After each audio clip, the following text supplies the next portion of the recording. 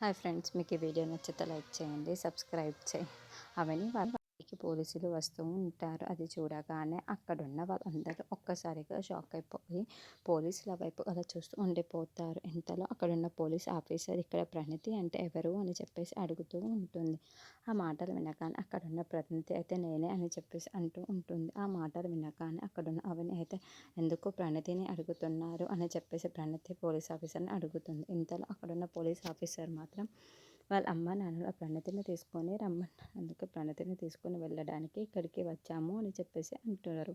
ఆ మాటలు వినగానే అక్కడున్న అవని అయితే ఒక్కసారిగా షాక్ అయిపోయి ప్రణతి ఇక్కడ నుండి ఎక్కడికి రాదు అని చెప్పేసి అంటూ ఉంటుంది.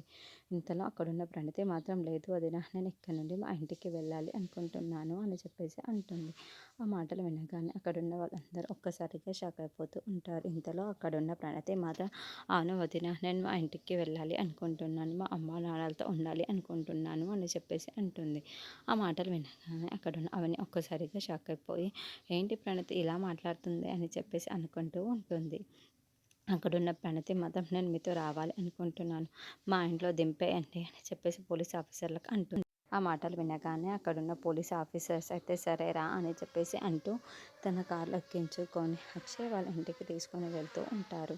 ఇంతలో అక్కడికి ప్రణతి రావడం చూసి ఇంట్లో ఉన్న వాళ్ళందరూ చాలా సంతోషిస్తూ ఉంటారు. అక్కడున్న పల్లవి మాత్రం ఒక్కసారిగా షాక్ అయిపోయి ఏంటిది ఇలా వచ్చేసింది పిలవగానే అని చెప్పేసి అనుకుంటూ అక్కడున్న ప్రణతిని అలా చూస్తూ ఉండిపోతుంది.